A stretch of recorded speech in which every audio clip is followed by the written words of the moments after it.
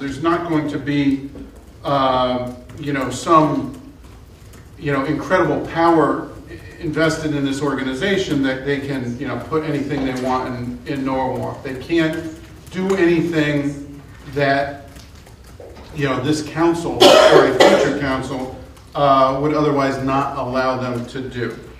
There might be, there will continue to be hopefully the benefits that one might expect out of regional planning, such as, the type of intermunicipal cooperation, zoning referrals, and leveraging of shared services. But if a bad idea comes along, it's nothing that can be pushed down our throats, so to speak. And even if for some reason there came a time where that was possible, and I don't see how it would be, we have, again, thanks to the ordinance committee, taken the further steps of making sure that there's a quick route to exit. If this did go bad, the council in the future could opt out of the Council of Governments and go in a different direction. At this point, I don't really see the benefits other than the penalty. You'd be forced into the COG. If you don't join, then you won't be able to get a certain amount of grants.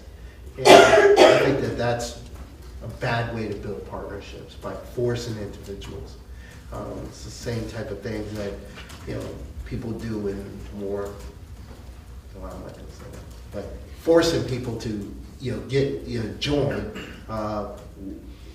join organizations and say, hey, listen, if you don't join, then you're gonna be blocked out. So I don't like that, but it's somehow, some ways, the way things are always done, especially when it comes to Norwalk. If you don't vote on something terrible is gonna happen. Just gotta be a better way. It's important to emphasize that we wrote, and what we have in front of us is an ordinance that we wrote, which enables us to opt out of the COG at any point in time, rather easily. The ordinance also makes it clear, very explicit, that our own ordinances, our own charter, will not be suspended or superseded by the demands of the COG. We retain all the privileges and rights that we have right now, no matter how you look at it. No one is telling us that we have to have, well, by the way, I think affordable housing is a great thing. If we ended up with more affordable housing, that's fine.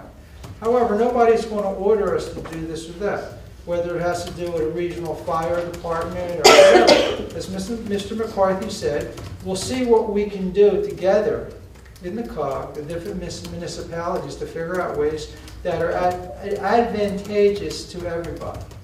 That's the key here. Anybody can say no at any time, and there will be no repercussion. I really have concern about the rule of representation. We don't do voting districts in Norwalk that way. We don't do voting districts and the state reps and state senator when it comes to one vote per town. It doesn't work that way. It's based on population. And somehow, some way, the city of Norwalk gets the same vote as the town of Bridgewater with 1,200 people. There is something radically wrong with the system that was set up that gives Norwalk the same exact voice, right, as a town of 1,200 people who really have no connection to Norwalk, Long Island Sound as we do. The sewage problems that happen along the Long Island Sound, the issues that come from New York City and Long Island itself. The connectivity of this is very bizarre in my books. The only connection is really Route 7 if you want to go north-south, but certainly the I-95 corridor to me is a lot more complicated, congested, and everything than it is the I-84 corridor going through Danbury and through other cities.